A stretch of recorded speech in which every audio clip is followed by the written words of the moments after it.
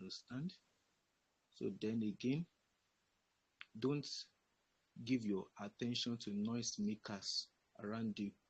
There are several noise makers. You say, IELTS is hard, IELTS is difficult, IELTS is not easy, this and this. Don't give attention to noise makers. Focus on you passing your exam once at the sitting. And if you believe you can, you are right. And if you also believe you cannot, you're also right. Because for the two sets of belief, you will get results according to it. I believe I could, and I did it at my very first sitting. So if you also believe you can, yours may not be the first sitting. Some people have to do it once or twice, but they still finally made it. So anyway it is, you can always believe you can.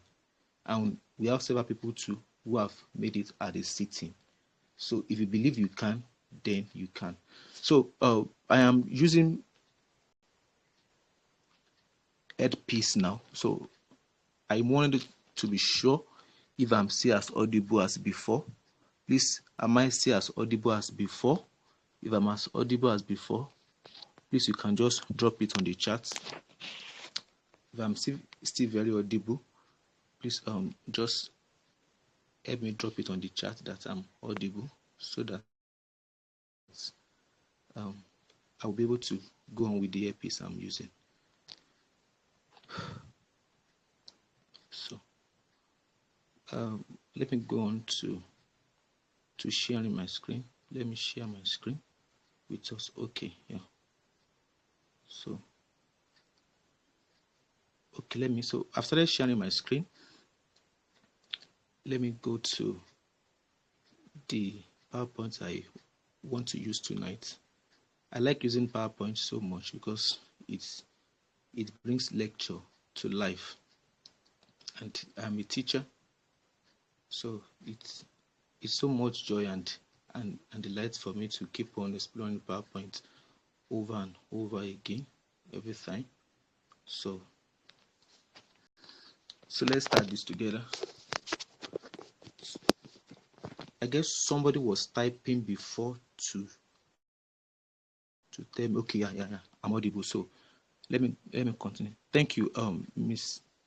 Nyinka. Thank you, ma. So let me go on with my sharing. So we go to the next slide. So for you to pass IELTS, these are the band score requirements. You need between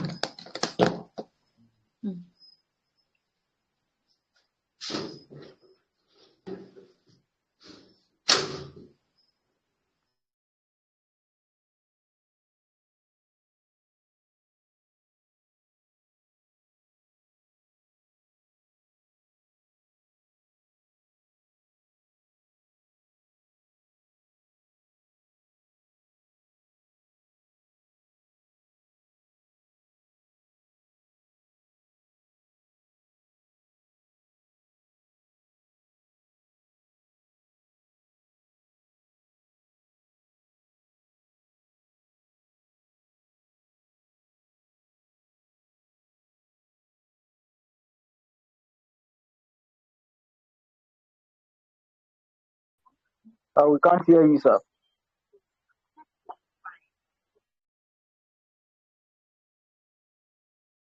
Good to understand it. Thank you so much. Okay, yes, I was muted at some point, but I'm back. So what we are teaching you, you'll be able to understand it once and for all. So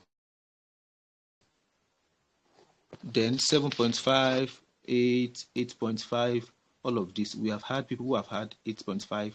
In fact, I have taught a student who had band 9 before in reading. So this is possible for you and for me too. We can do it. We can do it. So now for people who are just joining, these balloons typify what IELTS is all about. IELTS reading is all about. You have 3 passages. All in all, you have 3 passages for your questions. For your IELTS reading question, either it's IELTS general or IELTS academics. Though IELTS general question passages could be more, but they are more, but they are not as complicated as that of IELTS academics. IELTS general questions in volume per passage rather, is not as much as that of IELTS academics, but counting them in number like passage 1, passage 2, passage 3, passage 4 and 5, that of general could be up to like passage 5, 4, 6 or so. But for IELTS academics, it's always three technical passages. 3 technical passages. That's why either you are doing IELTS academics or IELTS general, you could practice with any of these. It will just help you to be more prepared. Though IELTS academics passages could be a bit more technical. So, but it is not true that you should just feel that, oh, let me just go and do general, let me just, I can, no. If you can master academics, you will master general. And if you are very good at general IELTS, you will also be able to master academics the same way too. So because essentially they have the same question type, multiple choice question, true, false, not given. It is the same structure, the same question type. It's just the nature of the passages that differs between general and academics. So then you have 40 questions. Then you have to do it in 60 minutes. Then it is assumed that you should use 20 minutes for each passage. Since you have 60 minutes for the whole passages and you have 3 passages, it's assumed that you should use 20 minutes for each passage. And the last one, 0 minutes. That means you don't have any extra time to transfer your answer. That means as you are reading your answer, as you are picking your answer, you should be doing what? You should be transferring it directly into your answer script. As you are reading your answer, picking it, be writing it directly into the answer script, because there will not be time for you to transfer your answer. So this is just what I said now. So let me go very, very fast. These are the question types that we have. For some times now, we've been dwelling on yes, no, not given, true, false, not given. We have done several classes. In fact, I have taken several classes on true, false, not given. Ms. Tosin has taken that too. So if you go to this page, you will see several recorded classes. That is just enough. In fact, those classes themselves, they are even enough for anybody who is serious, apart from even physical classes or online classes. In fact, even those recorded classes alone, if you could go back to these pages that you are this our Telegram page, you see several classes we've done, excellent classes that we poured our soul. We literally poured our soul to explaining it. You could just go back if you are free, or probably you are on night duty, or you are quite free, or probably you have a leave. Just go back, try to download some of these classes, check them over and over again. If you have questions, DM me or any of the teacher. We will be able to explain to you. So there's no excuse for failure. There's just no excuse. So we've done several of that.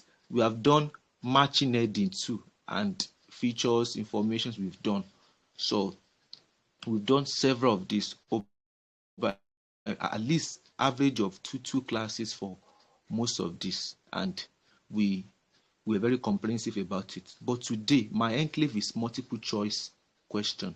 It's my enclave today. I started to discover some things about multiple choice question that is a bit intriguing. It's intriguing and it's fascinating, intriguing, fascinating, and probably alarming at the same time. And I want to share that with us because in recent time, like I think last weekend or last 2 weekend, the questions that came out were more of multiple choice questions. Multiple choice was in fact almost everything. For people that did it two, was it last two? Yes, last 2 weeks that had their results this Friday. It was more of multiple choice, multiple choice, multiple choice. In fact, you could have an IELTS reading question that you might not even see any true false not given there. You will just see multiple choice dominating the 3 passages. That's why I used to tell people, don't be biased. Don't be biased against a question type. Else you will waste your 83,000 naira. Don't be biased against any question type. Don't say, I like true false not given. Matching heading is hard. True false not given is the simplest. Try to master each of these question types, because your exam might just have box of the one that you think you hate. So probably if I have reservations or I have fear as regarding multiple choice now, what if I now get to the exam and bulk of my own question was more of multiple choice that came out that Saturday? You may not predict. There are times that someone will say, I like true false not given. It's very simple. But there have been exams that they will not bring out true false not given or true. It will just be probably multiple choice, matching heading, filling the gap. And there have been exams that it will be filling the gap that will be dominant. So you may not be able to predict what that Saturday will bring to you. That's why exams vary in their technicality and hardness. But my prescription across the board is try to master all the question type. Don't rush to book. Take your time. Take your time after the training to practice over and over the question types. So, very fast, skills that are needed in reading. What are the skills that you need in reading? In passing IELTS reading, what are the skills that you need to pass IELTS reading? So let's share. Number one skills that you need is searching and underlining key words. Searching and underlining key words is the first key that you need. You must be very good at underlining keywords. Keywords were keywords in the question you are given. In the question, learn how to underline the keywords you are given in the question. Learn to understand the keywords and underline them. Search them out, underline them. Then look for synonyms and parallels, especially because these keywords that you have underlined, these keywords, you will not see them most time in the passage the way they are. You must be able to understand the synonyms of that keyword. The one we'll be doing today, you will see that sometimes you will see the keyword in the question, but the keywords will not be repeated word for word, letter for letter. It will be paraphrased. So you must be good at synonyms. This will lead me to why people fail reading. Why people fail reading, this will lead me to it. One reason why people fail reading is because people are not fundamentally the reading type. Many students don't read. They will just come to class, take IELTS class, and go home. You cannot pass IELTS reading like this.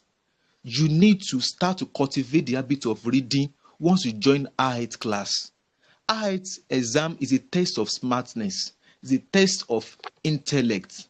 It's an aptitude test. You need to start reading wide. Whatsoever your hand finds, start to read. If you see Chinua Achebe's book, read it. If you see, uh, in fact, even dictionary, take time to just learn new words in the dictionary. It will help you. Take time to read fictions, novels, newspaper, magazines. Underline new words there and try to start reading them. This is how to prepare for IELTS without preparing. Oh, I am in the world, I am busy throughout. You can still learn something, my sister. Even, in fact, one thing that has helped me most in life is the capacity to multitask. As busy as I've become after marriage, I still try to read at least a book in a month. I'm not saying this to intimidate us, but I'm saying it to encourage us. In the last just 2 weeks, I read 5 books in 2 weeks. Average of probably 60 pages, 200 pages, 300 pages, some of them in just 2 weeks. About 5 or 6 books. And I cannot, and if I give you more details of other intellectual things I do, it will shock some of us, apart from even those 5 books I read in just space of 2 weeks, just last 2 weeks. And I found out that each time I open Cambridge 17, Cambridge 16, those things just look very simple to me. Why? Because I have enlarged the horizons of my mind. I have wrapped my mind over complexities, over things that are ingenious, that are creative. Please develop a reading attitude. When you develop a reading attitude, IELTS reading will be demystified. One way, in fact, even if you are finding it difficult to say, okay, I can't get book to read, I can't get Punch to read or newspaper to read, good. DM me after this class. I will send you 25 materials on IELTS. These 25 materials on IELTS, they don't have less than 100. They don't have less than 100 passages. Take your time to read different IELTS passages. Take your time. It will massively help you. In fact, leave questions aside. Just read the passages. Marinate it. Let your mind marinate and soak in those vocabs, in the creative use of words, in the way they coin those passages, in their complexities. Once you do this, you will see that you will just start to just master IELTS reading. It may take some time, but the act of reading will enlarge your mind. It will make you smart. It will make you more careful. It will make you more intelligent.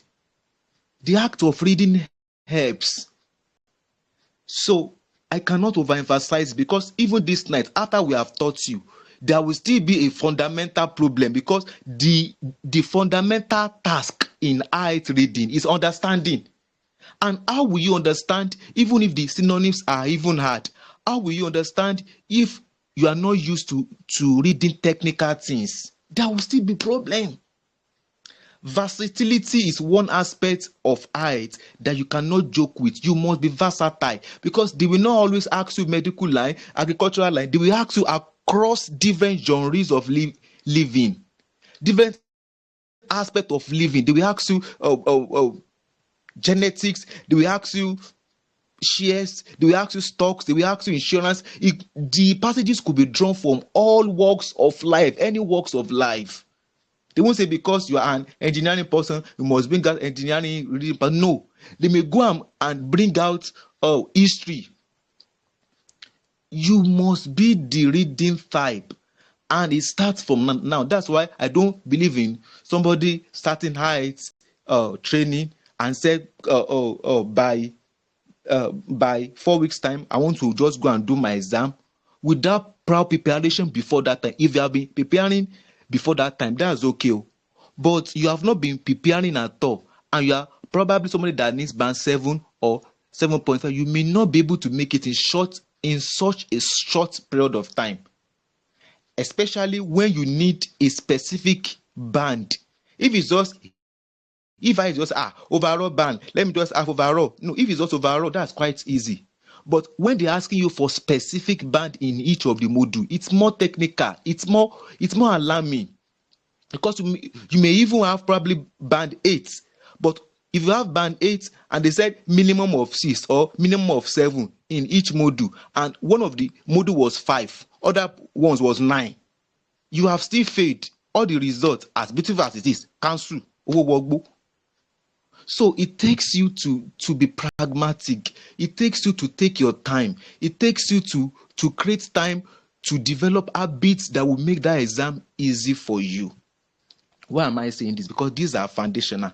I will teach us the skills and the strategies in multiple choice today, but it's very important that I hammer on the foundation. That is what is helping me.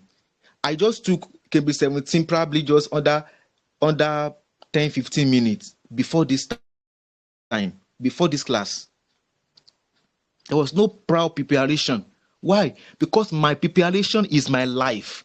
Your preparation for exam is not what you do in reading, it's what you do by your daily life, by your living. Are you a reading person? Do you explore? When you see some of us we meet new words, new vocab. We will not even be inquisitive to know their meaning. How do you want to pass it like that? Let us start learning new vocab. God will help us. Then another skill we should know is skimming, scanning, reading for specific information. We must learn to read for specific information. And now, reading for specific information. And how do we do that? I will teach us tonight. So very fast. This is for multiple choice question. I don't need to go over my slide again to tell us why people fail IELTS. I've already exhausted that, so there's no need to beat around the bush on why people fail IELTS. I have taken my time to explain that, and that is foundational.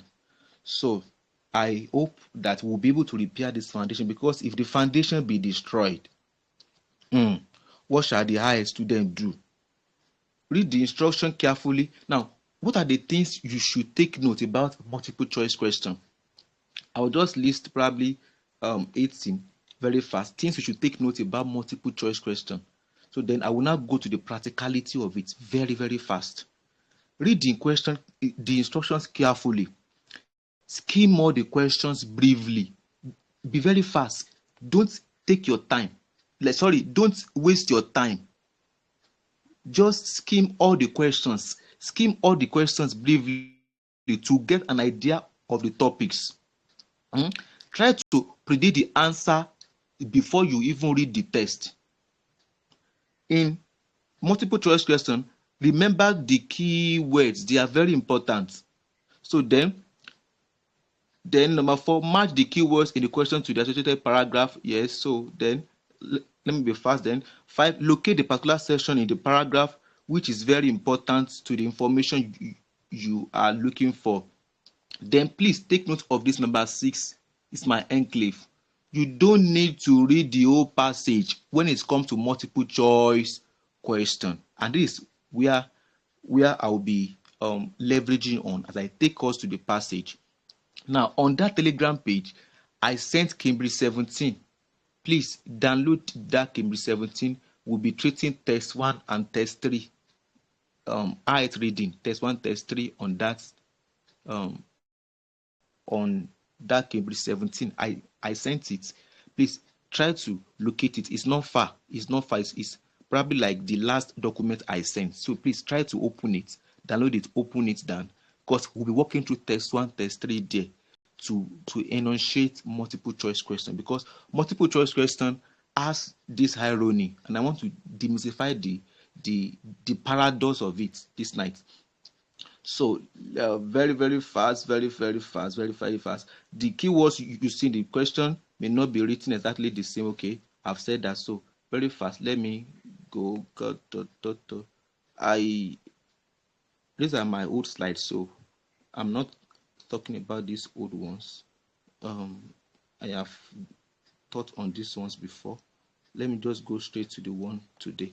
So Cambridge 17.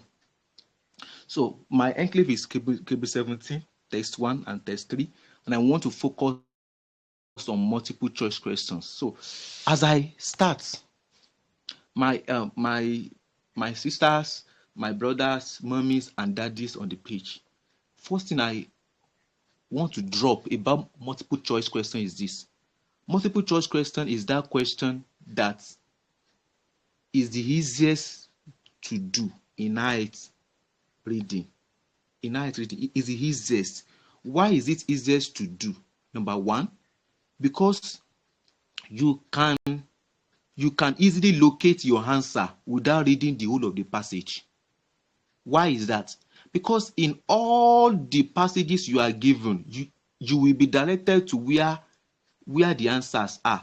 For example, see this now. Look, can we all see this?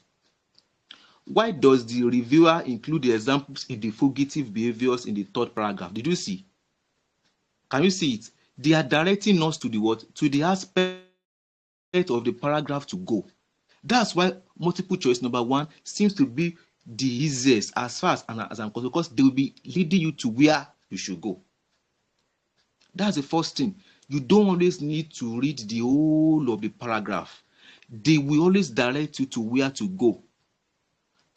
And you can be sure, number two, that the multiple choice questions are always in order. That means where you see this 37 now, 38 will be under it in the passage. 39 will be under it. Do you see? This was third paragraph, Abi. Do you see? This one is what? Fourth paragraph. If you go to the next, do you see? Fifth paragraph. Is that okay? And this was the last paragraph. Can you see it? 3, 4, do you see? 5. And so it is always very easy for you to walk through it down. They will always direct you to the particular part of the paragraph or the passage to go. It's the easiest in that sense.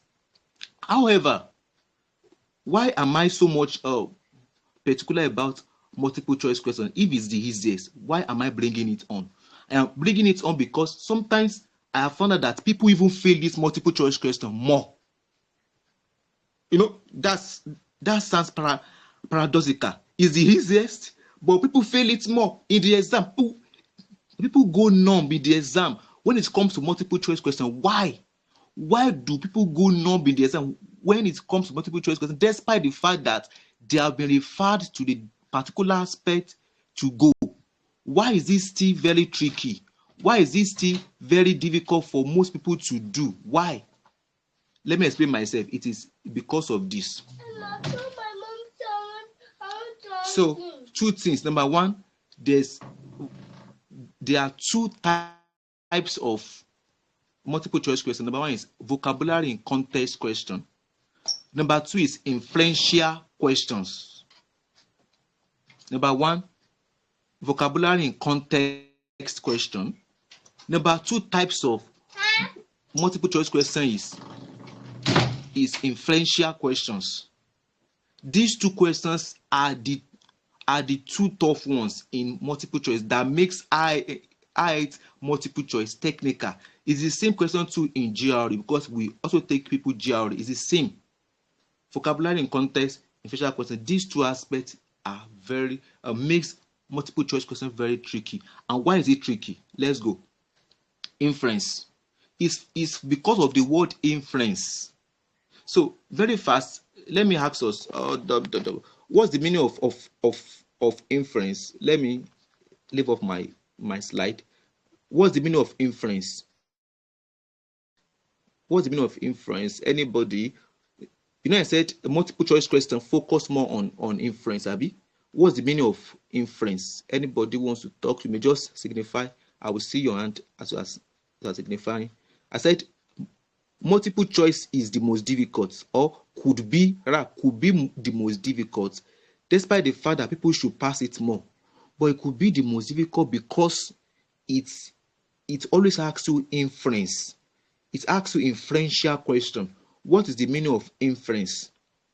So, do you have anybody want to kind of help us break down what inference? If they say something is an inferential statement, or you are asked an inferential question, what is the meaning of that inference? Anybody?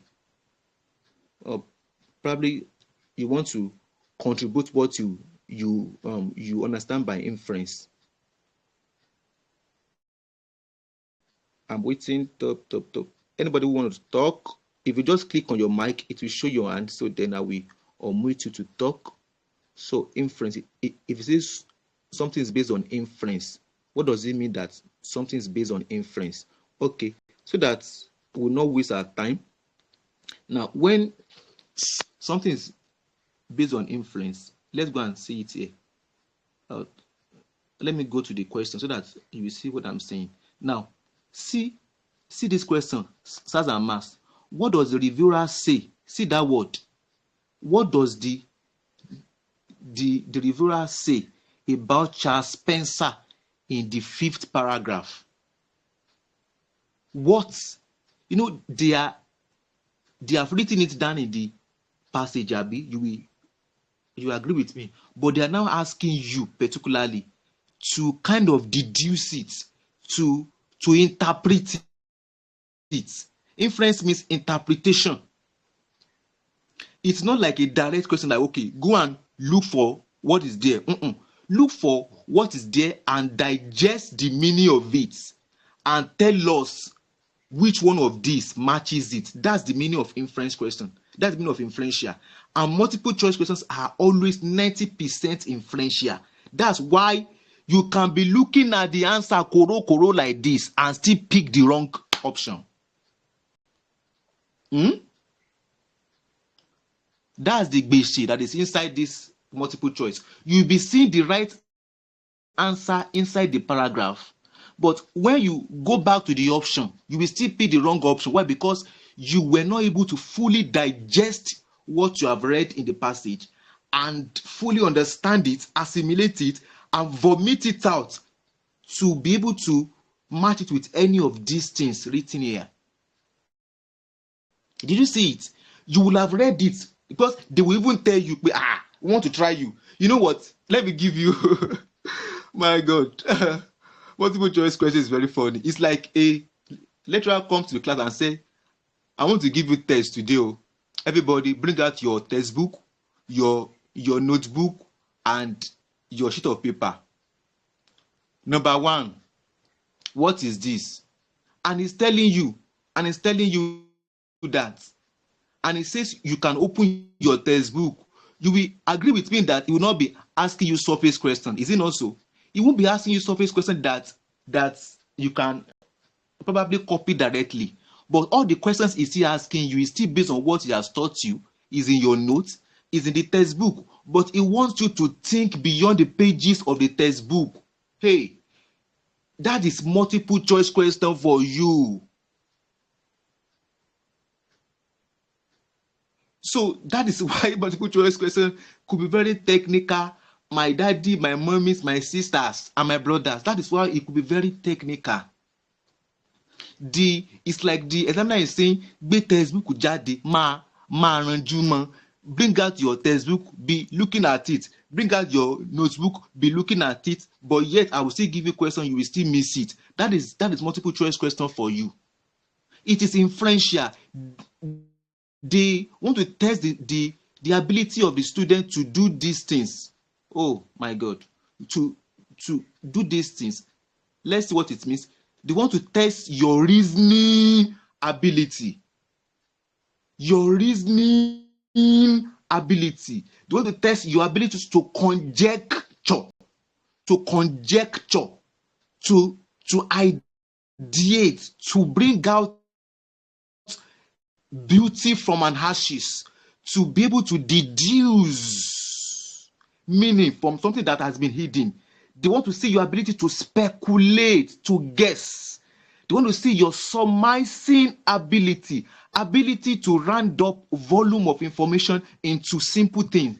Your surmising. They want to see how you can thematize. They want to see how you can form thesis, how you can draw out statements of purpose. If you have written literature project before, they want to see your thesis. How are you good in drawing out the statement of purpose, the thesis, the thematic statements? They want to see how you are so good in presuming. You cannot presume in true, false, not given, but you can presume in multiple choice from what you have been given. You want to see your ability to suppose, to recon, to extrapolate. What does it mean to extrapolate? Extrapolate means you are kind of escalating something. You are extracting something deeper than the surface. You have been given already, but you are bringing out your own idea from within the idea you have been given. That's why multiple choice question is the simplest, and yet the technique it is simple because the teacher has given you the textbook, but it could be very technical because he is not saying he has not put the answer on the surface. He has put the answer beneath the water. Reading between the lines. I like this word so much. Oh my God, I need to paint this. They want to see your ability to read between the lines. They want to see your ability to read between the lines. That's what they are testing. When it comes to this place, your ability to read between the lines. Your ability to read between the lines. They want to see your guesswork, your guessing, to guesstimate, to ratiocinate. They want to see it. Then what's the meaning of inferential meaning? A conclusion reached on the basis of evidence, and reasoning. This evidence and reasoning is the paragraph they have left you, but your own, this conclusion is the answer. This is the answer. The conclusion is the answer, but your evidence and reasoning is the paragraph. Is the paragraph they have directed you to. That's the evidence and reasoning, but the conclusion is your answer. Your ability to draw out the conclusion on the basis of the paragraph you have been given. So that means if I don't have the required intellectual acumen, if I don't have the finesse that is needed to draw out the conclusion, it will be very difficult for me. Even while looking at the evidence, even while looking at the textbook, I will still be making the wrong conclusion. Did you see? Oh, this is very sweet. I like this so much. So they are testing your ability to draw conclusion. They are testing your ability to conjecture. So this is what we'll be doing together today. I have explained. So now let us teach ourselves with test 1, Cambridge 17. You can open to test 1, Cambridge 17. Let us go and see. Amari question. You will see the evidence. You will see the paragraph. You will see the thing right in your face. But they want to see your ability to do what? To draw conclusion. So can we do it together? Yeah. It's excited. So I'm excited. Let us do it together. Let's do it together. So let me rush. So let me show you Cambridge 17. This Cambridge 17, if you have opened it on your site, it's going to be very sweet. Very sweet. So Cambridge 17, page 19. If you are there, page 19. So when I opened Cambridge 19, page 17 some minutes ago, I didn't need to read all of these passages. I just scroll straight to multiple choice question. This multiple choice question here. This is a special type of multiple choice question. Can you see it? Oh, this is sweet. Multiple choice question. Can you see it? This is a multiple choice question here. Oh, it's so sweet. This multiple choice question, as you can see it here. Oh, this multiple choice. So this another one. They have given us two multiple choice questions here. So you can check it. So 2 multiple choice. So all I needed to just do is to come here. I came here. Let me see it. Oh, sorry. Let me change it from this view. So this is multiple choice question. 23, 24, 25, 26. So I just came here directly. I just came here directly. 23, 24. when comparing 20th century stadiums to ancient amphitheaters in section D. Do you see? Section D. In section D, which two negative features does the writer mention? Where is section D? I will go back to the paragraph. Do you see? This is section D, is it not? This is section D here. Can you see? They will even direct you to where it is. My God, I like it. They will direct you to where it is. Question ni gba textbook mọ nko odolóṣìgbà. You know, if a lecturer does that to you, that means that lecturer really wants students to fail. That is what multiple choice question is. It's very simple, but you need to learn how to draw conclusion. You need to master inference. You need to prime your mind to think like your examiner, to think deeper. So let's go here. I guess this is here. That first question is here. That first question is here. Hello, are we here?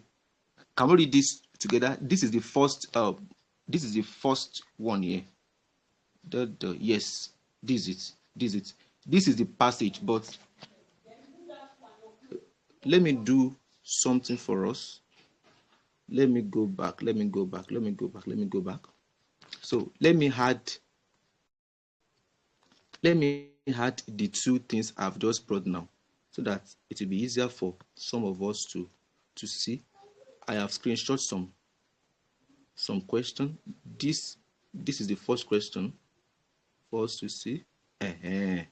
So then second question too.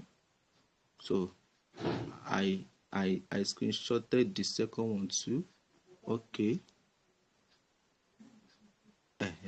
So that we can see it together. Okay, sorry, can we still see it? Okay, sorry, that is a bit tiny. This should be the first. So let me save and then play. So good. Can we see this question now? So said when comparing, do you see? When comparing 20th century to ancient amphitheaters, which two negative features does the writer mention? Which two negative features? So that is the key word, negative. This is the key word. Negative feature does the writer mention? So let's go and check it, everybody. Oh yeah. So can we read this under 1 minute? Sorry, you may unmute everybody so that we can do it together. Read this under 1 minute. Which two negative things did it make was drawn out as far as comparing modern stadiums to ancient amphitheaters? So, and now we need to talk. Everybody needs to talk. It's on my slide. If you cannot see it in your own PDF, you can look at my slide. You will see it on my slide.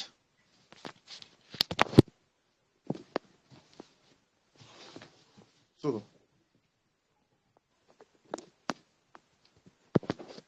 you will need to be very fast with this. You will need to be very fast with it. Very, very fast. Do it on time.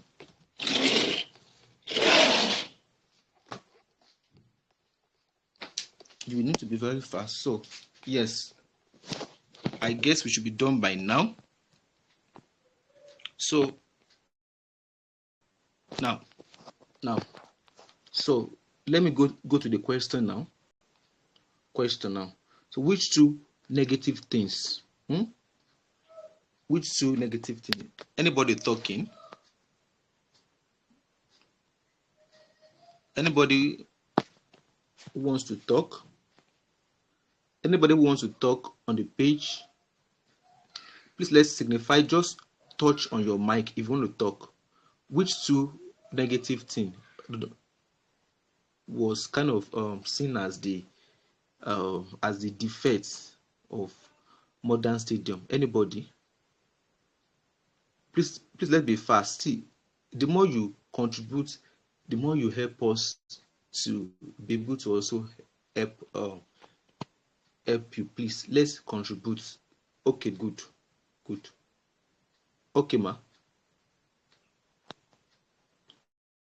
Yes. You can speak, ma. Nurse Akimbrade.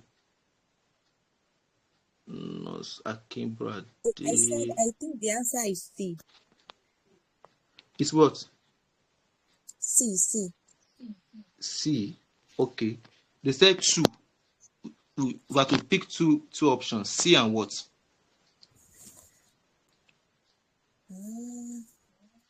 Okay, we have to pick two answers. Yes. Yes. Wow. Two negative features. So this is a special multiple choice in which you just pick two. Normal multiple choice, we just have four options. Normal multiple choice has four options, then you will pick one. But this multiple choice has five options. You have to pick two. When it's five, you will pick two. But the normal multiple choice has four. You have to pick one in those ones. I will do that one too today. So says C or B. It will say C. Okay, C.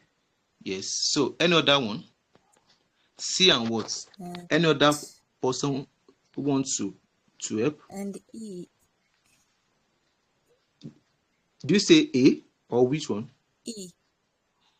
E. Okay. Let me allow Mrs. Elizabeth Adebayo to talk. Okay. Thank you for that contribution, C and E. So Miss Elizabeth, can you talk too? Can you talk? We are on I think D2 is correct. C and D. C and D, sir. 17. I've shared it on the page. Okay. So are you okay? Not talking about this says C and D. Okay. Do you have any other person who want to talk? She says C and D. Do you have any other person who wants to talk? Okay, please just click on your mic. You'll be able to talk. Once you click on your mic, I will see you then. I will allow you to talk. Just click on your mic if you need to talk. There's a blue thing, blue circle in your front. Just click on that blue circle. Then you'll be allowed to talk. Like Miss Elizabeth Adebayo now, I've allowed her to talk, but she's not talking yet. Probably she's still thinking about it. Okay, so very fast. Let me just go on to it.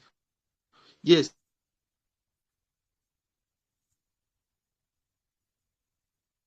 So let's go and look at it together so that we'll be sure if talking about this correct or not. So let's go to the question. Two negative things, Abby. Oh, sorry.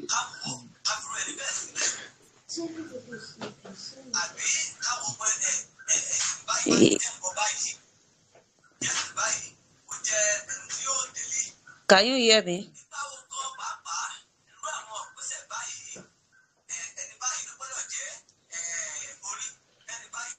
I may need to move that.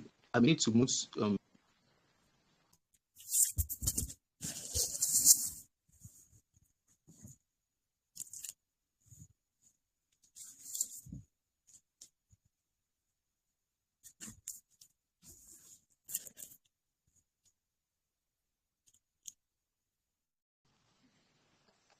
Yes, that place is noisy. I'm having network each year. I'm having network each year from this side. So please, if you needed to unmute yourself, if you need to unmute yourself, ensure that where you are is not noisy. Miss Zainab, do you want to talk? Miss Zainab, do you want to talk? Okay, so let me go on time because we have a very short time. So two things that are the disadvantages. Very fast. We have. They said, but some of the flexibility. Did you see? But some of the flexibility was lost at the beginning of the 20th century. This is number one. as stadiums were developed using new products such as steel, this and this and this, means of bread and many such stadiums are situated in suburban areas designed for sporting use only, situated in suburban areas designed for surrounded by parking lots. These factors may mean that they may be accessible to the general public, that they may not be accessible to general public. Yes, because they require more energy to run and contribute to urbanism. Do you see? So they may not, because of the situation, of the location. And then they said they are not flexible. They are not flexible. Was lost at the beginning were developed using new products such as steel and reinforced concrete. So let's check it. So number one, less convenient location. So less convenient location. The keyword for location is what? Situated. This is the keyword, situated. Do you see the keyword? In height, you will always see the keyword for your answers. If you are keen enough, situated. Then see the next thing. They said less versatile. Less versatile. The keyword there uses what? Flexible. They said they have lost their flexibility. Do you see the word flexibility? Lost flexibility. That means what? Is less versatile. What's the meaning of versatility? Ability for something to cover wide range of something. So if something is flexible, it will also what? Cover wide. Did you see what I'm doing now? Oh my God, did you see what I'm doing now? I am ideating, I am concluding, I am speculating, I am theorizing, I am thematizing, I am teasing, I am hypothesizing, I am presuming, I am assuming, I am suppositioning, I am reckoning, I am extrapolating, I am reading between the lines, I am conjecturing, I am reasoning out things, beauty from ashes. I'm ratiocinating. I'm ideating. That is what I'm doing now. What they gave me is less convenient location, less versatile, but I am able to draw the conclusion from this thing. Flexibility, situation. So this is what you are to do when it comes to your multiple choice question. So our answer here is C and D. So let's go to the next one. Write the correct letters in 25. Okay. So which two advantages of the modern two advantages? So underline the keyword. Does writer mention? Do you see which two advantages? So let's go and read. So yeah, let's read this together. Which two advantage?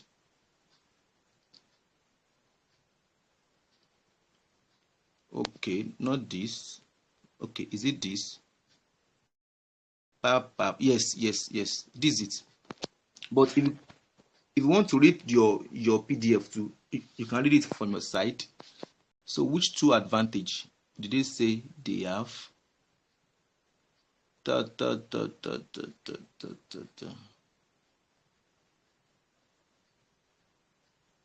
Which two advantages do they say they have? Can you read this? This for my own slide. This for my own slide. Is there another one? No. This does it. Yes. So which two advantage? You can read your own PDF too. Which two advantage do they say the stadium has now? Modern stadium has now. Two advantage. I guess I have cut out some of it. So if you are reading my slide, there is a part of the passage I have not put here. So you may need to check your PDF for it. This is just one of the answer. The other answer is on the other is on the PDF. So very fast. Anybody there? So anybody who wants to talk? This where it is. You see it here. Advantage. This is it here. The phenomenon. This is it here. This is it here. Tap. Okay. So anybody wants to talk? Okay. Yes. Miss Zainab, you can talk, ma. What's the answer? Miss Zainab. Miss Zainab. Okay. You were raising your hand. That's why I was calling you. Any other person who want to talk? What are the two advantages mentioned there? They said, in fact, they should be able to kind of even direct us. Eh? Does the writer mention? Does the writer mention? Is there? Is there? Is just here? Is on section F. Check section F. Section F. That should be where you will find it. So which two advantage? Anybody? Anybody? Okay. Miss Elizabeth want to talk. So which two? Hello, Miss Elizabeth. Miss Elizabeth Adebayo. Hello, sir. Can you hear me? Yes. Yes, yes, yes. Yes. I can hear you. B and E. B and E. Okay. Yes. Say B and E. E. Okay. Can you show us from the passage? Yeah. Let's go back to the passage. Okay. The B part. Oh, sorry. I have to go back to my own passage. Sorry. Okay. Let me quickly go back to my own side. Okay, let me push the short it. Okay.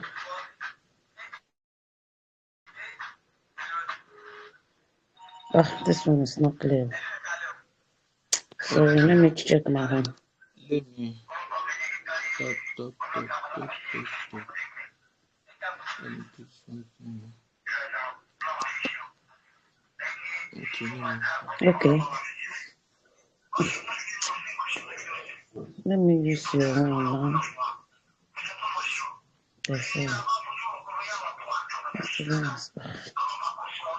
Okay, it's already here for you.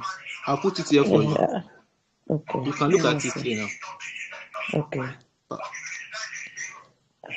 So it's not. You don't stabilize it, too. I can't see it like this. Okay. It's a phenomenal. Okay, you can't see it, have you? Yeah, I can't see it. Oh.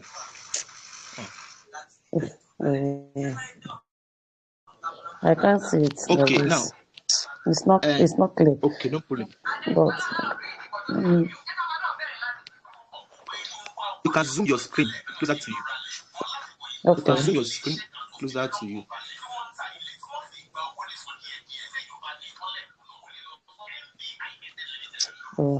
Okay, Sorry, so the aspect of yes.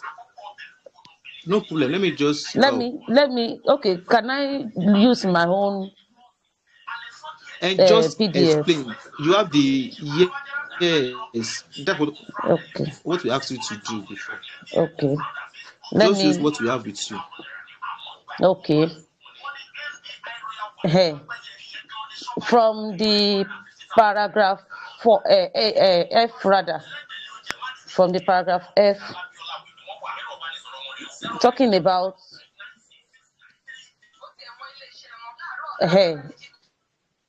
the phenomenon of stadium as power station has risen from the idea that energy problem can be overcome by integrating interconnected building by means of a smart guide. So that is one aspect, meaning that it's straightforward, which is an electricity supply network that uses digital communication technology. So that's the first answer. And the second one, sorry, talking about the stadium are ideal for these purposes because their canopies have a large surface area for fitting photovoltaic panel and raised to make use of microwave ovens. So that's the second aspect that I think it's Okay. So first one is about please, that place is noisy. Where you are is noisy. Oh, please, let's always ensure that where we are is not noisy if you are talking. It was very noisy. So I have to unmute you. So, which is an electricity supply network that uses digital communication technology to detect and react. Okay. So we could see that they're talking about the aspect that it brings building, it integrates building, brings connectivity between building. Yes, it's an electricity supply network that uses it. Okay, this is good enough. This is good enough. So then, okay, that's good. So they talked about integrating buildings together. Then came here again. They said this is a proof that still don't serve its city. Yes, city in terms of reduction of CO2 emissions. So let's go to check it. They said things that they do: improved amenities for the enjoyment of sports events. This is not there. Bringing community life back to the city environment. Facilitating research into solar. This was not there. Enabling local residents to reduce their consumption. There was no place they said it is enabling them to reduce their consumption of energy. This is what I'm doing now. I am deducing. Providing a suitable site for the installation of renewable power generator. Provides a suitable site. There's a place they said that yes, this is supplies up to 80% of the surrounding area when the stadium is not in use. Then see it again. Stadiums are ideal for this purpose because their canoes have large surface area. Do you see? Large surface area for fitting photovoltaic. Do you see? They said stadiums are ideal for this purpose because their canopies have large surface area for fitting photovoltaic panels and rise enough to make large surface area. Do you see it? They have large surface area. This word, large surface area, is what they mean by providing suitable sites for installation. This one. So E is there. So then they say bringing community life back into the city environment. Bringing community life back into the city environment. So you will see it here too. They said interconnected buildings. Interconnected building and serve a city. Yes, so it has a way of bringing city life back to its environment. Back to this environment. This is this another. So yes, okay. Commercial of city and supplies up to this and this. Now, this there's something I am seeing here now. They say it reduces the annual output of carbon dioxide by 660 tons and supplies up to 80% of the surrounding area when the stadium is not in use. So this means so it has a positive impact in terms of reduction of CO2 emissions. So it reduces the CO2 in use. So let's check here. Enable local residents to reduce their consumption of electricity. No. So it's not that the reduction here is not of electricity. It's not of electricity. So what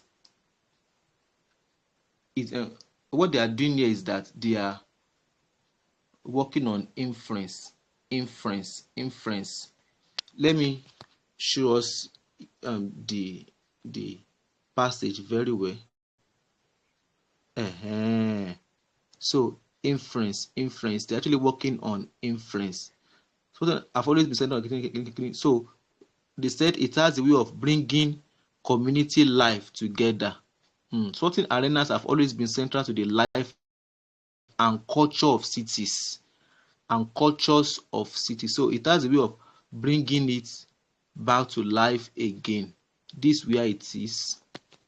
My God.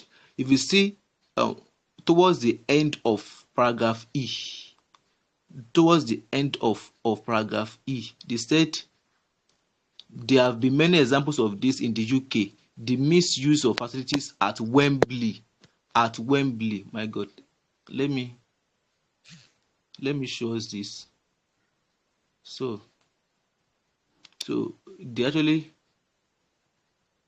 brought it in two passages. It's here. So that we can see that it brings city life together again. It brings city life together again.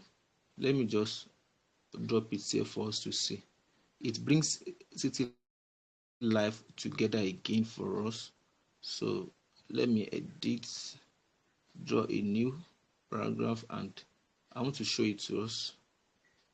Okay, no, I don't like this. I don't like this too. So let me do it my own way.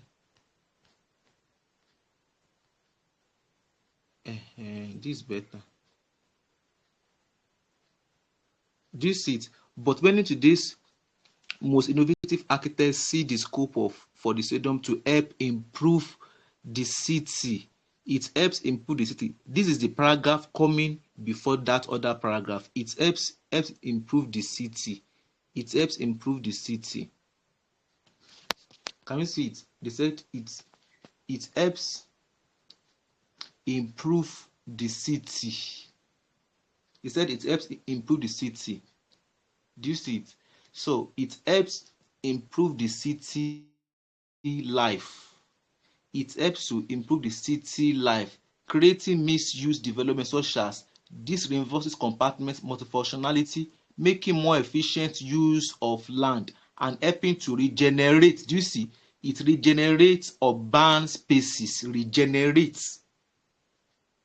Do you see? There's a growing trend for stadiums to be equipped with public spaces and services that serve a function beyond sports, such as hotel, retail outlets, conference centers, restaurants, bars, children playground, and green spaces. So that means the answer to this question is found in two paragraphs.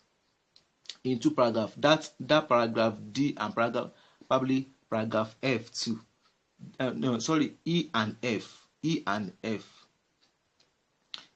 So facilitating bringing community to life. So it's B and E. B and E are the answer. B and E is the answer. So very fast, let's round this class up by going to passage 3. Passage 3, I have put everything here for us so that it will be easier for us to read together. This passage 3. So let me go to show us the questions. Okay, so this question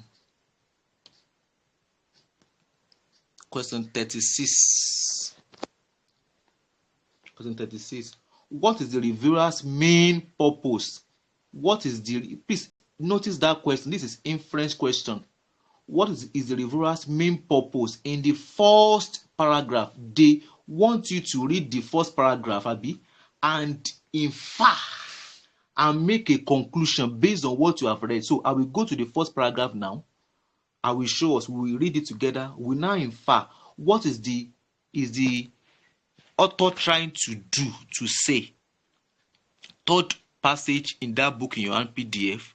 So let's read the very first paragraph and ask ourselves, what is this author trying to explain? So if you are okay with it in the exam, you may read the option first: to describe what happened during the Battle of Worcester, to give an account of the circumstances leading to Charles II's escape, to provide details for parliamentarians' political views, to compare Charles II's beliefs with those of his fathers. Let's check any of these four. So I have read the question and I've read the option. I will now go to paragraph A now. This is paragraph A. Because it's an inference, I don't have a choice. I have to read the whole of it. So let's read this paragraph together. This paragraph A, these two are paragraph A. So anybody, so you can read this together. Read it on your own PDF too. The first paragraph. So let's know what is the author trying to really tell us in this first paragraph.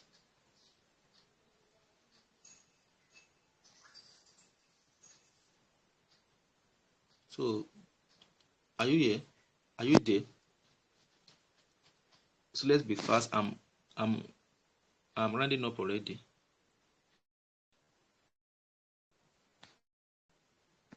Wow. In fact, this 14 after 10. Don't mind this Sunday class. I don't even, probably one day we even do it to 2 a.m. in the morning. So are we there? Okay, so let me go to the next one. Yes. This is the whole of the paragraph. So are you done now? You should be, because in IELTS you must read very fast. Are we done with the paragraph? Just paragraph one alone. Paragraph one alone.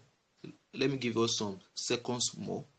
Read paragraph one. Please ensure you are doing something from your house. That's why I took time to also copy and cut it out and put it on my slide, so that if you cannot read the PDF, at least you'll be able to read it from my slide. Please try to do something.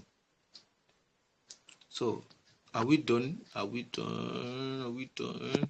Okay, so very fast. Let me go back to the question. So what is the reverse main purpose in the first paragraph?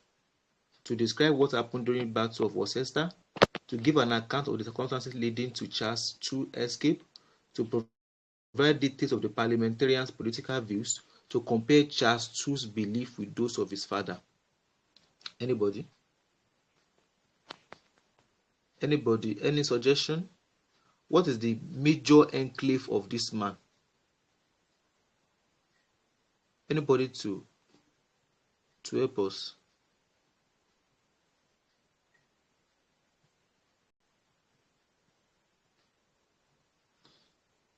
Mrs. Alabi? Okay, I've seen you, Mrs. Adebayo. I've seen you. I'm coming. Nurse Alabi? Okay. Also, Yelude, I'm seeing several people here. Let's try to talk. Nurse Bello, man, Nurse Adewumi. Let's talk. Mrs. Alicia,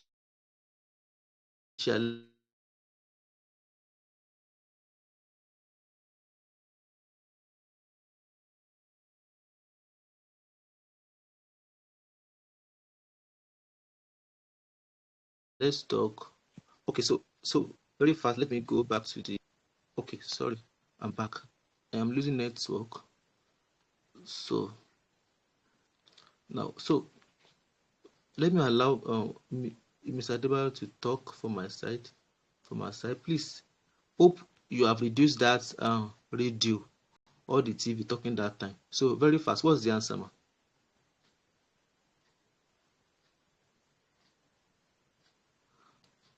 Yes, I have omitted you, Mr. Adebayo. Hear me? Okay, what's the answer, ma?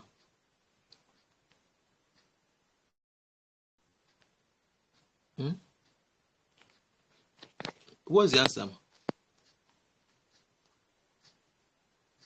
Hello? What's the answer, ma?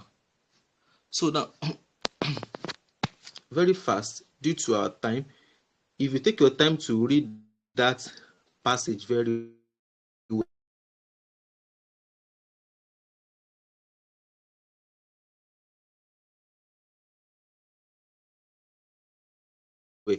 you see that they were just discussing how his father died.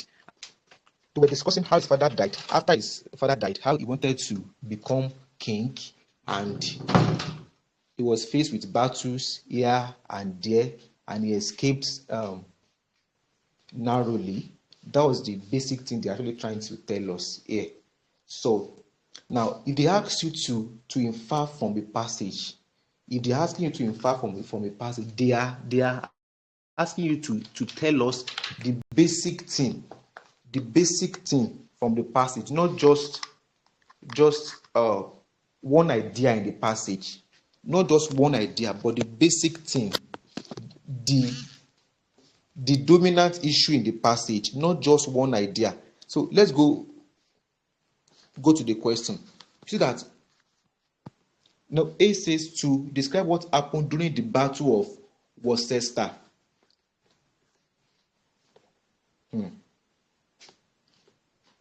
Okay. You know this A is very tricky because they were also talking about what happened in the Battle of Worcester. But is that the main thing? Let's keep this A first. Let's keep this A. B, to give an account of circumstances that led to Charles II's escape. Let's put this B two as let's keep it two. To provide details of parliamentary and political view. There was nothing like this C. To compare Charles II's belief with those of his father, there was nothing like D2. So you see that the answer is between A and B. But if you look at A, to describe what happened during the Battle of Worcester, it's correct. So is it not correct? It's correct. But it's not the basic thing that paragraph is about. The paragraph is actually describing to us, is giving the account of the circumstances leading to Charles II's escape. The circumstances that led to his escape, the things that happened that made him fled for his life. So this 36, the correct answer is B. Our most correct answer is because it's actually, so A2 is correct, but A is very generic, it's very general. Don't pick generic answer. Pick answer that specifically talks about the major event itself. A and B is very close, but B centers on the story. Several things happen in Worcester battle, but this passage now is about Charles II. It's about Charles II's life. It's not just telling us about everything that happened in the battle. There are several things that happen in the battle that they will not say, but they are talking about the ones that are related to this man, this king. So the most correct answer there is B. So 37. Why does the reviewer include example of fugitive behavior in the third paragraph? Do you see? Third paragraph. The fugitive behavior. This is called word in context or vocabulary in context question, because they are asking you for specific thing that was mentioned in the paragraph. So let me go to the paragraph. This is it. This is it. Is it not this? Is it not this? Is it not this? Yes. This is it. Fugitive. Fugitive. So let's go to that paragraph. Paragraph 3. Let's go to third paragraph. So let's read third paragraph together. Let me help you put it here. You cannot read it from your side. Let me help you put it here. If you can see it from my slide. So why did the author refer to fugitive here? Why do you think the author? This is inference now. This is inference. We cannot find it, but we can only infer it. Why do you think it's important for fugitive to be mentioned? Why is it important? Why was it mentioned is fugitive behavior? Why? So let's read this paragraph. One of the joys of Spencer's book, a result not least of its use of Charles II's own narrative, as well as those of your supporters, is just how close the reader gets to the action. The day-by-day retelling of the fugitive's doing provides delicious detail. They are asking us that why was this man talking about the fugitive action of this king? Why was he talking about the fugitive behavior of this king? They are asking us why. Kí ni ìdí tó fi ń dárúkọ gbogbo àwọn nǹkan tí kò ṣe yẹ kó dárúkọ? Why was he mentioning things that were not even lawful, were not okay enough for him to be narrating about the king's escapade? Why?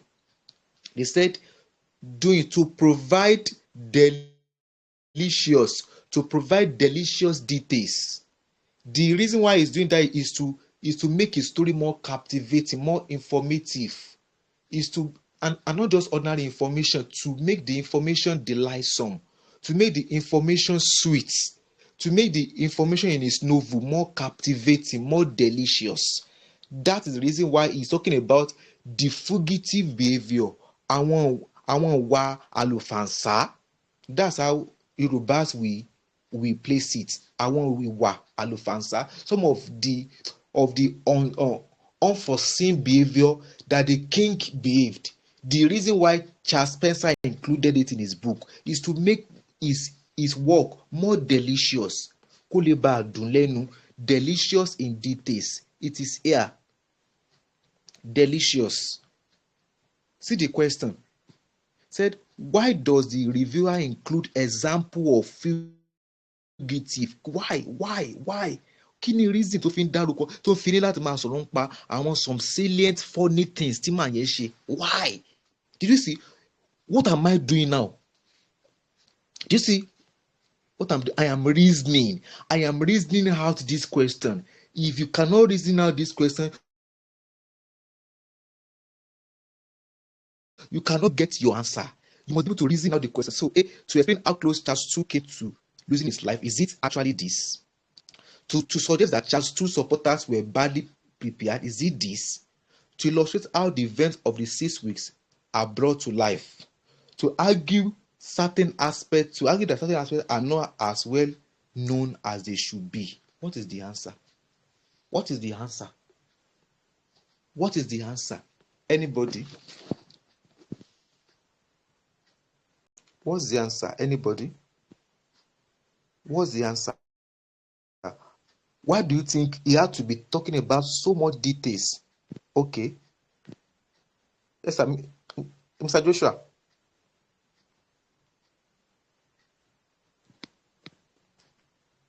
Mr. Joshua, I have unmuted you. You can talk. Okay. Mrs. Inka, you can talk too. Why? Yes, I have unmuted Mr. Joshua. I've unmuted Mrs. Yinka too. So you can talk. Just click on your mic to talk. Click on your mic. Okay. The answer is C.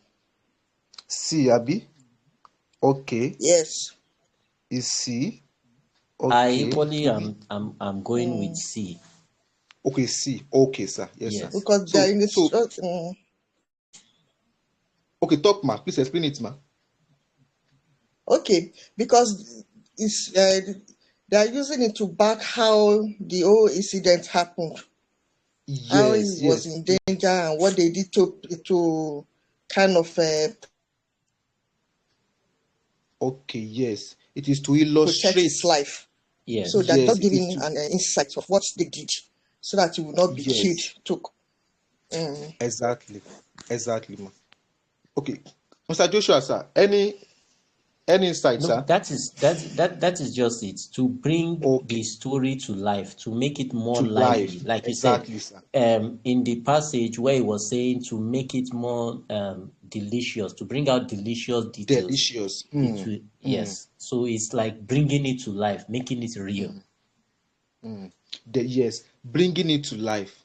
So we notice that for all your answer in it, there's always a keyword. There's always a keyword that will implicate the answer.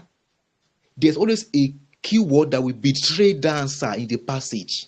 Please go and mark this for any form of IELTS question. Multiple choice.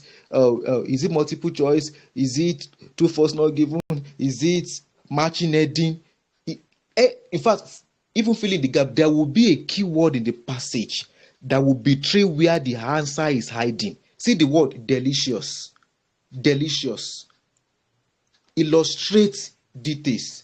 Then see the word brought to life. Brought to life here is talking about delicious, making it captivating, making it real. Wow, I like that. I like that. So let's do 38 together. What point does the reviewer make about Charles 2 in the 4th paragraph? What point? This Charles 2 in the 4th. Do you see now? Let me go back to my enclave. I said in in multiple choice question, you are working on inference. And what is the meaning of inference? You are reasoning, you are surmising, you are supposing, you are extrapolating, you are reading between the lines, you are presuming, you are theorizing, you are hypothesizing. So let us also hypothesize what is happening in this one now. This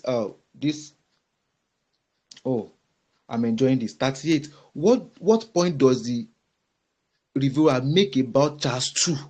What point? Oh my God. When they are asking you to draw out the main point in a paragraph, they are asking you to give out the dominant idea.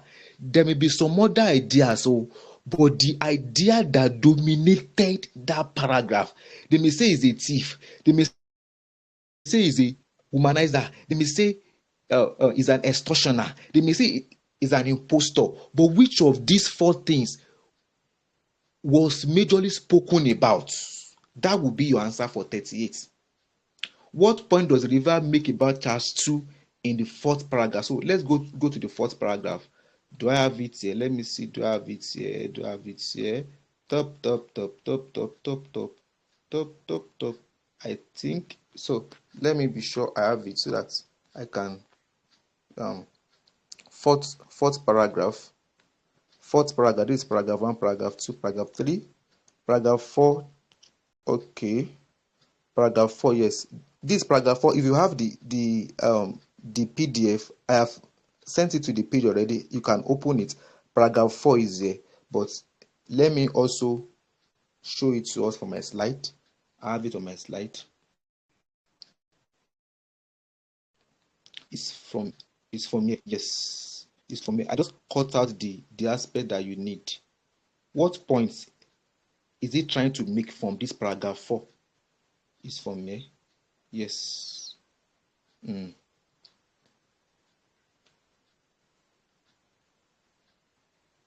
So, okay, I have cut it out for you. So, I have cut out the major aspect of the paragraph 4 where the answers is. So, what is the main point you think is being made by the author about Charles 2 here? What is being said about him from that paragraph 4? Let us read it together. You could read the whole paragraph 4 from your PDF with you there. But while looking at it together now, what do you think is the major thing that they are telling us about the life of this man? From everything written in this paragraph, what is the major thing they are telling us about his life? Please, you will need to read very fast in the exam because the time is always the greatest enemy. Please, you will need to read fast. So that means you should be rounding up with your paragraph 4 by now. You should be rounding up now. So let me go back to the question before I now ask us what the answer is. So they're asking us, what point does he make about the man, about the king? He chose to celebrate what was essentially a defeat. He misunderstood the motive of his opponent. He aimed to restore people's faith in the monarchy. He was driven by a desire to be popular. So anybody that can help us with this, anybody 38, what is the major aim of the reviewer? Or what was the reviewer trying to tell or point to us about Charles 2 behavior, about his personality in that place? Do you see what we are doing now? We are deducing, we are making deduction. It's not there word for word, but we are deducing. That is what multiple choice is all about. You are to deduce, you are to conjecture, you are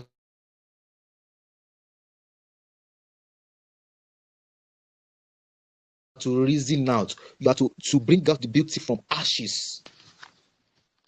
So anybody, do I have anybody who has answer to that?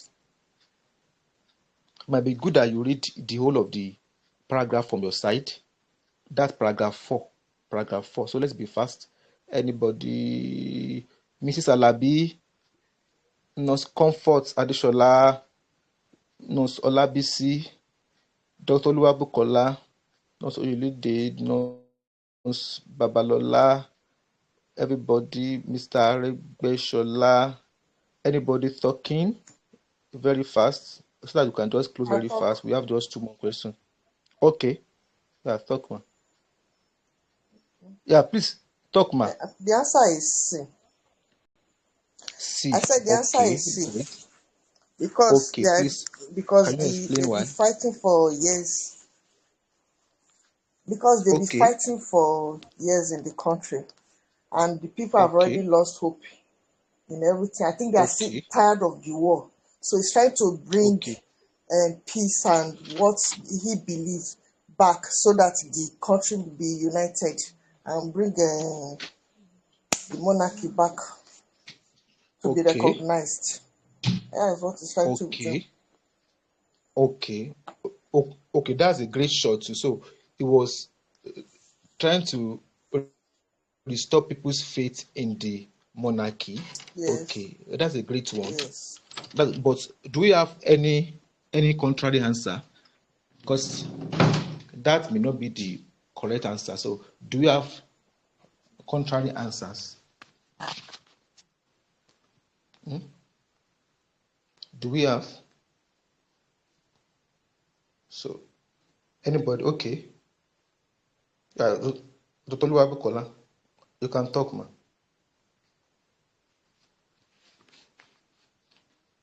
I have omitted you. Dr. Luwabukola, I guess you were raising up your hand before. Any other person? Miss Alicia, Miss Joy, Nosola Dokun, Nosola Dikbo, Nosogunbumi, Miss Hello, sir. Roseline. Hello, ma. I think the answer is A. From the passage, Okay, they said the child is trying to hide the uncomfortable truth that while almost everyone in England had been appalled by the execution of his father, I think it's about him not telling the truth of his defeats because they said that he's trying to hide the uncomfortable truth. That's why I'm thinking that it's likely to be A. okay, okay, great. Okay, that's a great shot. Trying to hide the uncomfortable truth. Okay. Wow, great, great, great, great. So, do we have any other contributions on this? Now, let me drop a point for us that will help us to. When you are to make inference based on a paragraph, please bookmark this in your heart in capital letter. Anytime you are to make inference based on a paragraph, always consider the conclusion on that paragraph. The conclusion on that paragraph is always corroborating the main idea. It's always corroborating the writer's major end points. The last sentence in that paragraph, we always eat it. We always capture everything. So let everybody go to read the last sentence in that paragraph. Probably it should be the last because from here, let me show us from here. It's from here, from here.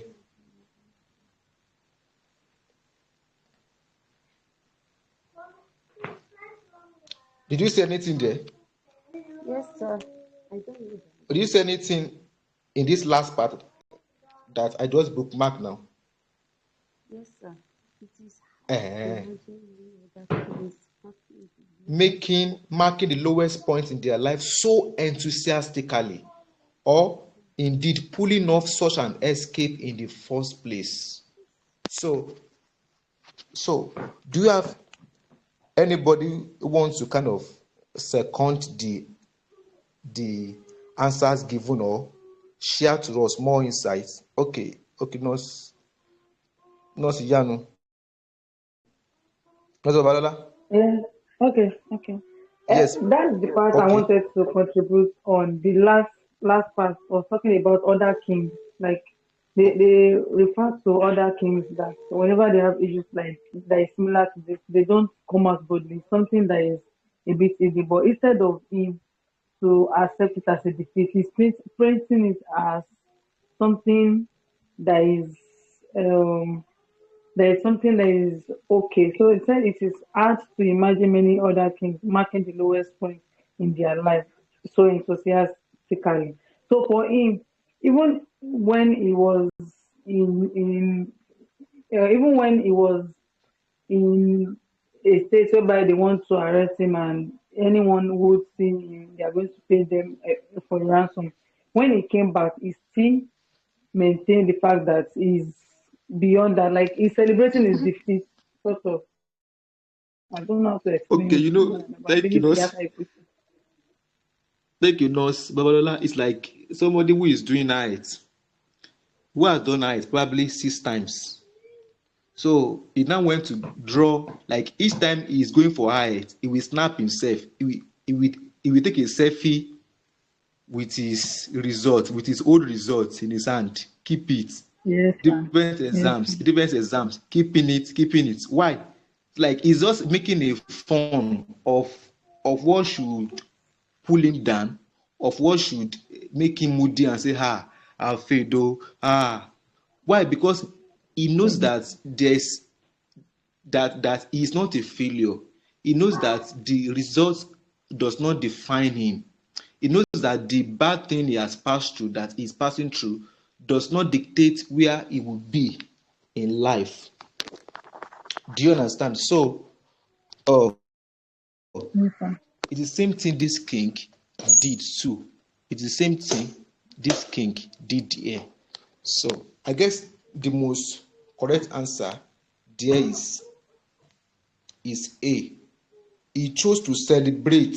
He chose to celebrate what was essentially a defeat. Now, what Mrs. Yinka picked too was also correct. It's also correct because it was trying to restore people's faith in the monarchy. But essentially, the whole paragraph talked more on his efforts to cover up his failure. Talked more on his efforts to cover up his failure. The whole paragraph talked more about. In fact, he said he called an artist to design for him where he was running. Imagine a king with his royal apparel running with his with his heel touching his head. Tó ń sáré gbọ̀n gbọ̀n gbọ̀n gbọ̀n. In fact, in another point, he said they should draw a cherub carrying the oak tree. It was on that oak tree that he hid he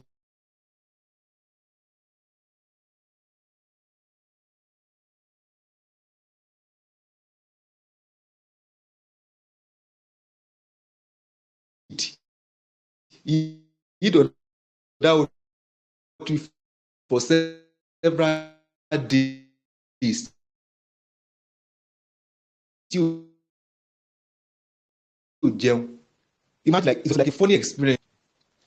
So very fast, let's go to the last. So my prayer is that somebody too will also use this IT thing as as a sweet experience to just say, hey, tẹ́ bá rí mi Telegram class alalẹ́ IT class during night duty, IT class, IT reading every night. In fact, I have read IT inside toilet, inside bathroom. I've read IT inside motor, inside. In fact, every time IT. So I want to also pray that you also have such a delightsome test. So fifth and sixth, we'll not waste time on it. What does the reviewer say about Charles Spencer in the 5th paragraph? So it's the same thing. This also inference. This also inferential question.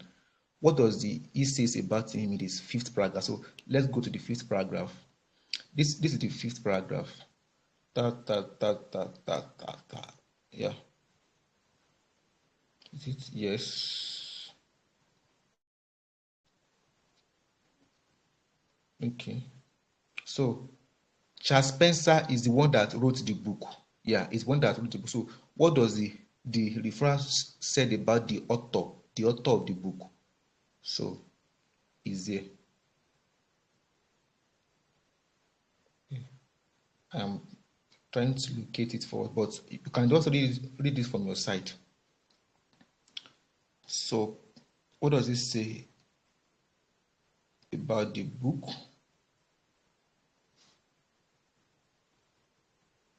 Yes, I've cut this aspect out for us to read. So this is where the answer is, but you can read 5th paragraph too on your side very fast. Just read the 5th paragraph on your side. So what does the reviewer says about the author of the book? Charles Spencer. Spencer itself, the author of the book. What is he saying about the author of the book? It's a readable prose, just deftly clear of modern idioms and elegantly brings to life the details of the great tale. He has even undead sympathy for both fugitive king and the fierce republican regime that hunted him, and he succeeds in his desire to explore far more of the background of the story than previous books on the subject have done. Indeed, the opening third of the book is about Charles who found himself at Worcester Street in the first place, which for some will be reason alone to read to catch a king. So, are we done? So, anybody, what's the answer for this? What does the reviewer say about Charles Spencer, the one who wrote the book? His decision to write a book comes as a surprise. Is this that A is not written? A is out of it, cross out A. It is an unbiased approach to the subjects. Let's put B, I'm not sure. His description of events would be better if they included more details. Did he say something of this? Was he trying to criticize him at all? In fact, there was no word of criticism to him here. So C is out. So my answer is between B and D, is between B and D. It uses language that's suitable for a 21st century audience. So what is the answer now? B and D. Anybody? B, between B and D. Anybody to give us the answer? Very fast. B and D. Anybody?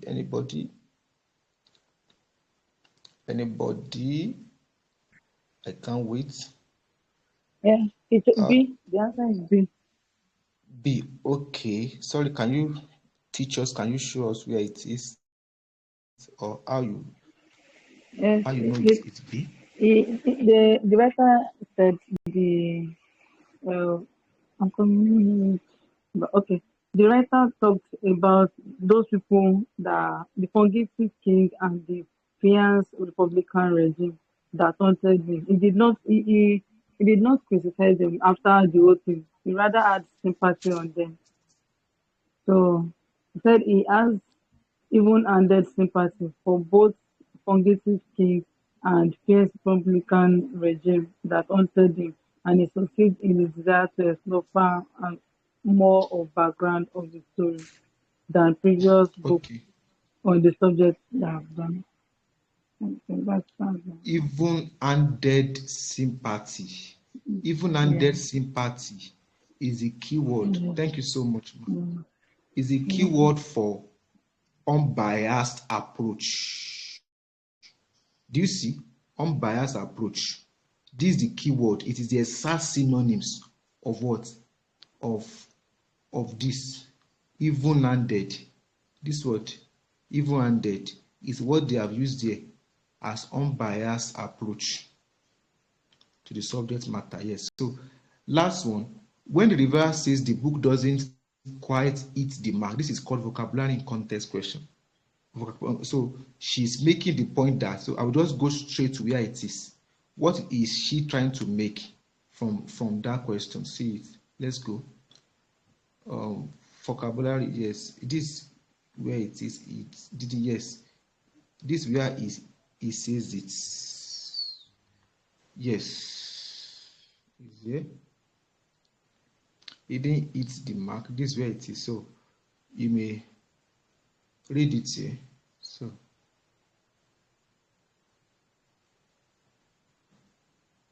anybody, sorry, you can read my slide or read from your side. So what does it mean when it says he didn't hit the mark? What did the man meant actually? Anybody?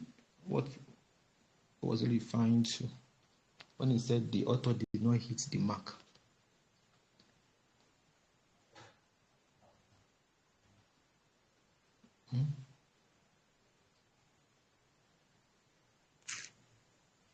So, okay. Have you read this? So, if you have read it, that's the last paragraph. Let's go back to the question. So, anybody to teach us the answer? Anybody, you can just signify. Anybody? Okay. I think Mr. Joshua wants to talk. Do you want to talk, or who's talking? Actually, I didn't know if we had exhausted on the previous question. Okay. You said your answer, you had B and D. I also had that in mind when she explained the B.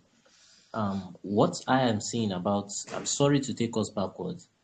No problem. What I'm saying about the D being the answer was where at the beginning of the paragraph where it talked about Charles being the person that was supposed to, I'm trying to paraphrase here, is supposed to bring this story to the next generation. And going further, you see where it says that his writing steered clear of modern idioms, making it readable. So I felt that is pointing to the option D as an answer.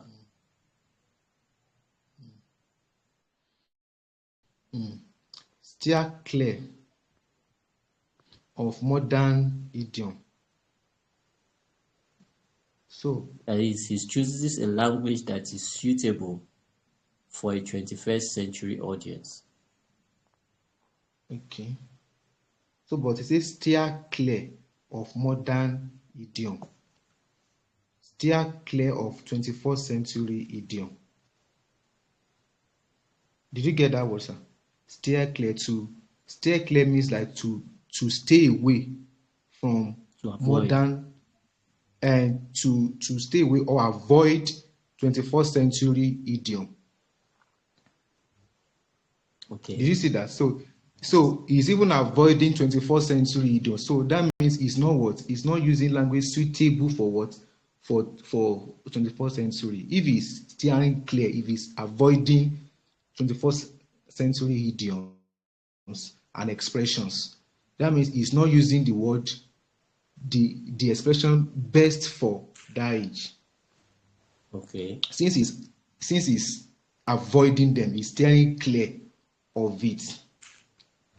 Did you see that contradiction? Yes, there? I've seen that. Okay, yes, sir. So, but what about this last question, sir? Let me take a look at that. Doesn't quite hit the mark.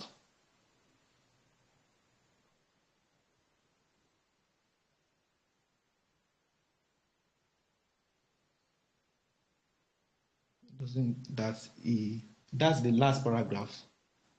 So why Mr. Joshua thinks on that?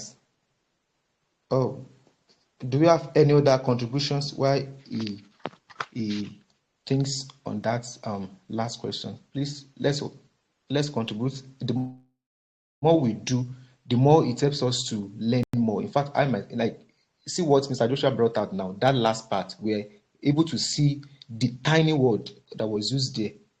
to negate that last option. So do we have contributions for this last one? What the answer is it A or B or C or D? Anybody? That's the last one. Please let us talk. Anybody want to talk? Just click on your mic. I will see you and then unmute you. So please let's try to contribute and share knowledge together. It is reasoning. You know, we say multiple choice needs reasoning, conjecturing, sharing mind, rubbing mind with the author's mind. In fact, you have to be practically involved with the author for you to get multiple choice. Multiple choice questions is as old as comprehension. In fact, WAEC, NECO, JAM, basic things about comprehension passages is always multiple choice. So multiple choice questions are the long-term relative of comprehension. So they will always ask you. And apart from that, they are to always ensure that the candidate understands the passage. You could answer true, false, not given without understanding the passage fully. Sometimes you could answer filling the gap without understanding the passage fully. You could answer even matching heading sometimes without fully understanding the passage.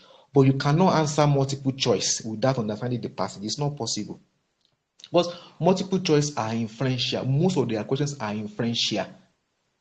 They will always ask you what you think, what you can deduce. So this last question, anybody?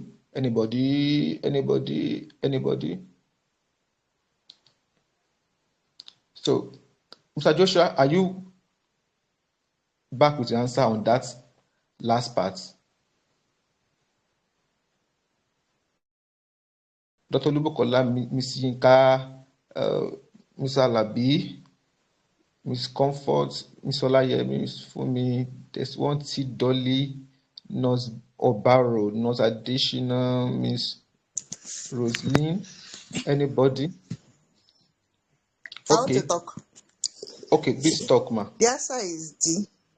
The answer is D. Let me go to my book. Okay. Yes. Okay. It fails to address whether Charles' experience had a lasting influence on him. Okay. Can you show us from the passage? Can you show us from the passage? Yes. Okay, I'm coming.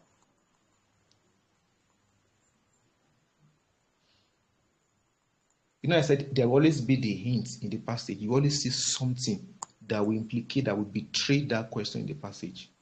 It's always true for anything you pick. If it is true, false, not given now, you could read that sentence, go and pick one sentence and get your answer. But this one, it needs you to understand that paragraph, that whole paragraph. Okay. The whole of the paragraph. Let me read. They said, instead of the deception of Charles II in his final year as ineffective, pleasure-loving Where are you monarch, reading, ma? doesn't do it justice. I'm using Where are you reading? towards the last chapter, the last passage. Last paragraph. Okay, last passage. Okay. Last paragraph, just towards the end, after where they got this thing, doesn't hit this thing on the mark. Say, instead of deception of Charles II in his final years as ineffective, pleasure-loving monarch, he doesn't do justice to the man, neither as it is accurate or the complexity of his character. So this one is not really saying, it's not really really giving accurate account of, because everything that happened to him is just only him that's really telling the story. There's not really accurate account to really say it's true. What really all those things that happened to him is really true. But it's the one that's mostly telling everybody what he went through. There's nobody to contradict his story. So that's why I think the answer is D. Great. Did you see what Mrs. Yinka Jobewe is doing now? She is doing what? She is ideating, Abi. She is drawing conclusion. She is surmising. She is conjecturing. She is rationalizing. She is reasoning it out. That is what multiple choice question we need you to do in a very short time. But why do people make mistake? One, when you are reasoning it with a wrong sentence from the passage, when you are reasoning it out with a wrong argument, you will also get the wrong. So you must be able to find the right sentence, locate the right sentence, and reason based on that right sentence. Because if you are making your reasoning based on a wrong sentence, you will also get your wrong answer in the option. So now, Mrs. Inka has given a great shot there. So let's hear from another person. May I speak? Yes, please, sir. Now, from the very beginning sentence here, the Okay, sir. tantalizing question left Question. in the end is that of what it all meant. What it all meant. Would Charles II have been a different A king different had king. these 6 weeks never happened? And then went on to mention all those things that happened within the 6 weeks.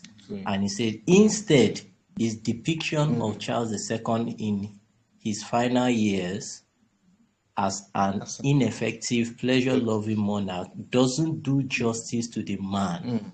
Neither is it accurate or to the complexity of his character. But this one niggle aside, so which means that D where it's saying it fails to address whether Charles' experiences had a lasting influence on him. Had a lasting influence on him. It failed to address whether those days and nights spent in hiding and all of those things had anything on him. It didn't say anything about that. It didn't say what his character is. It went on to talk about a different thing, which was not even accurate. So he said, that aside, that's from the passage now. Well, that aside, the end part of the passage just said, it is just an excellent read. So D, I'm going strongly with D as the answer. It did not address Charles II's experiences, whether it had a lasting influence on him. Great. So that's alongside with Mrs. Yinka. So do we have any other person who wants to point another area for us as we conclude? So we can see that we are doing one skill here. It is the skill that I mentioned that you are to be doing, but now at the speed of light. At the speed of light in the exam, you have to do this at the speed of light. So very fast as I round up, let me just point one thing to us that I also saw in line with the two speakers. So where is it? So do we see this place? Did the need to assume disguises, to survive on wit and charm alone, to use tricky and subterfuge, to escape from tight corners, ebb form him? Do you see form? Yes. Do you see the word form? Yes. Did everything he was doing, did it help form, transform, changes? That was say how it was. That question says what? How what he experienced a lasting influence on him. See how they now eat it here. Help form him. Now read, they said this is the one area. Do you see that word? This is the one area. Which area? This one. The what they just spoke about now. His experiences did not help to form him. Form him. Yes. It is that this issue that the experience did not help to form him. That is the weakness. That is the Achilles heel of this book. As great, as narrative, as captivating, as delicious as it is. So we could see that we will always see from several explanations given by Mrs. Yinka and by Mr. Joshua that we are doing the skills of inferencing, And that is the major thing you are called to do in multiple choice. And I said multiple choice is supposed to be the simplest because they will direct you to the area of the paragraph. As I round up, I said it is supposed to be the simplest and the fastest to do. In fact, in the exam, I used to find it as the fastest to do because I don't need to read the whole of the passage. In fact, this night, I solved all the multiple choice without reading the whole of the passage because it will direct me to the area of the passage to go according to this, according to this. If they didn't say according to this, they will use word in context question. They will say, can hit the mark, check hit the mark. But I said as easier as it is compared to other questions, as easiest. The major issue with it is it is like an examiner giving you textbook and giving you his notes and saying, yeah, start writing text down. Take your pen and start writing these answers down. You can check your textbook, you can check your notebook, but I'm still sure you will get 0. It is the same thing that multiple choice does. So the examiner here is giving you the answer, directing you to where to go and look for it, but it's testing your ability to think, your ability to reason, to conjecture, to speculate, to surmise, to theorize, to thematize, to theorize, to hypothesize, to presume, to assume, to supposite, to reckon, to extrapolate, to read in between the lines, to guess, to guesstimate, to ratiocinate, to infer something, to bring beauty from ashes, to discover the hidden treasures inside an ocean of passages. That is your enclave in multiple choice. And you will master this by practice. Practice different questions, and I'm very sure if multiple choice question dominates your own answer, your own question paper on the day of the examiner, you will smile at it and you will smile out of the examination hall. Thank you, sirs. Thank you, ma. I hope you had a wonderful night. So, but as I draw the curtain, do we have any question? Questions? Any questions, contributions as we end? Okay. If there are no questions, if there are no contributions, okay. Somebody is raising up and okay. Please talk, ma. Miss Inka, you want to talk? Mrs. Inka, do you have any question? It seems you are raising up your hand. So if there are no questions, then this is a good place to draw the curtain. The recording will be shared on the page. Please let us practice more. Don't let us give up. IELTS is English for International Opportunities, and it's worth doing. It's worth giving your best. It's an exam that if you pass, can radically change your life and your generation. Please don't give up. Don't give up on yourself. Don't give up on your preparation. Preparation, practice, I've said it. Practice does not make anybody perfect. Practice only improves you. And as it improves you, it takes you on a journey to perfection. Don't be too much critical with yourself. Well, I'm not even getting perfect. No. Sometimes if you are practicing, you don't even see the perfection in a day. Sometimes in a month. Sometimes in even years. But you are becoming a better version of yourself each time. You are evolving. You are on a journey. Practice does not make us perfect. It puts us on a journey to perfection. So enjoy the journey. Celebrate the journey. You will find yourself in perfection one day. Leave the perfection to the process. You just focus on the practice. I tell you, you will laugh at last. Have a wonderful night. Thank you, sirs. Thank you, ma.